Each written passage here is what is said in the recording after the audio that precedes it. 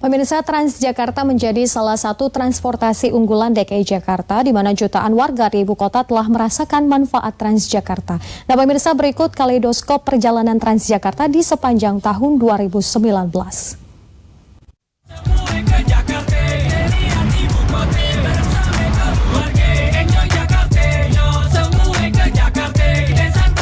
Transjakarta merupakan salah satu moda transportasi publik di DKI Jakarta yang tergolong inovatif sejak kemunculannya di awal tahun 2000-an. Jutaan orang telah merasakan manfaatnya. Puncaknya di awal bulan Desember 2019, Transjakarta mengangkut lebih dari 900.000 penumpang dalam satu hari. Direktur Utama PT Transjakarta Agung Wicaksono mengatakan, capaian ini diperoleh karena integrasi antar transportasi dan program Jaklingko.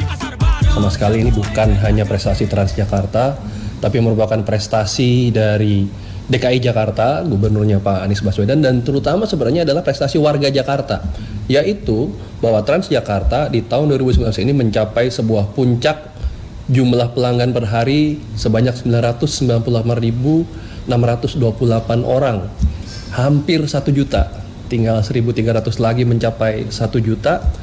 Dan itu terjadi pada tanggal 16 Desember 2019 lalu. Ini sebuah capaian yang menurut saya adalah hasil dari kolaborasi Transjakarta dengan kebijakan dari Pemprov DKI Jakarta, Dinas Perhubungan DKI Jakarta terutama, di mana kombinasi antara program Jaklingko yang diluncurkan oleh Pemprov DKI Jakarta tahun 2018 lalu bersama dengan kebijakan-kebijakan seperti perluasan ganjil genap yang sekarang dijalankan, ini mencapai buahnya dengan jumlah pelanggan yang demikian signifikan.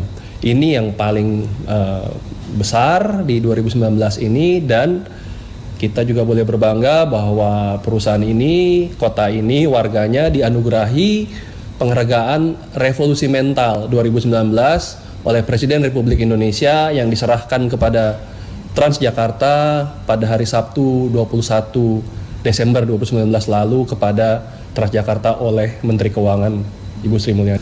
Pada bulan Oktober 2018 lalu berpindah dari MRT Jakarta, waktu itu saya Direktur Operasional yang menyiapkan operasi MRT, menjadi Direktur Utama di Transjakarta.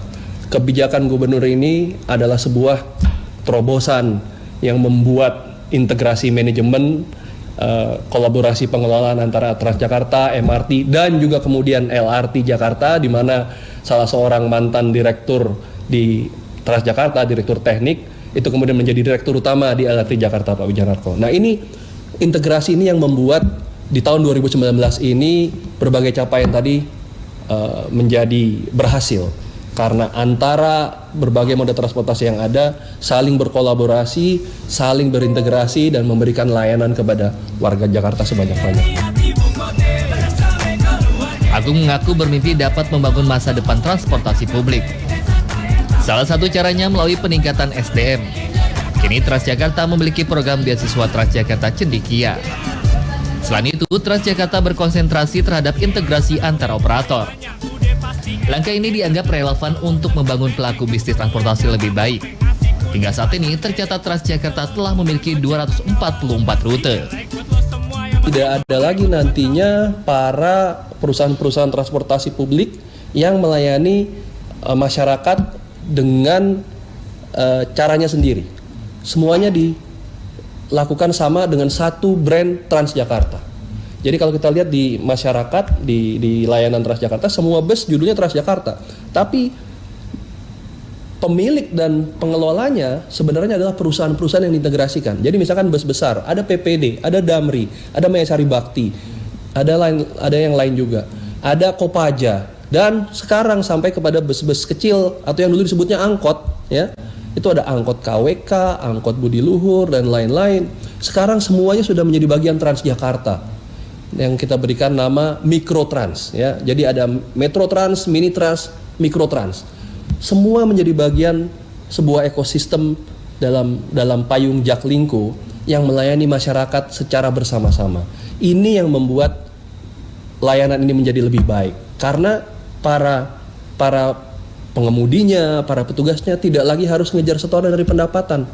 Ya, mereka dibayar oleh Transjakarta dengan APBD dari Pemprov DKI Jakarta untuk melayani dan membahagiakan masyarakat, bahkan masyarakat yang naik angkutan mikrotrans tadi cukup membayar 0 rupiah dengan dia tapping kartu Jaklingko ini. Ya, kartu Jaklingko yang diluncurkan oleh Gubernur Anies Baswedan bisa digunakan di semua moda, dan di angkutan mikrotrans yang dulu namanya angkot bahkan 0 rupiah gratis. Ini perannya sangat signifikan. Targetnya nanti itu tahun 2020 kita bisa mencapai 90% wilayah Jakarta ini terjangkau oleh Transjakarta. Saat ini sudah 80% penduduk di Jakarta ini memiliki akses ke Transjakarta. Ya, dalam jarak 500 meter itu dia temukan angkutan Transjakarta di tahun 2019 ini. Targetnya sudah bisa mencapai 90%.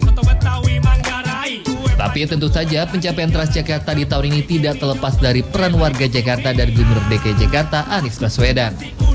Transjakarta berharap mampu membahagiakan warganya melalui inovasi yang dikeluarkan pada tahun depan.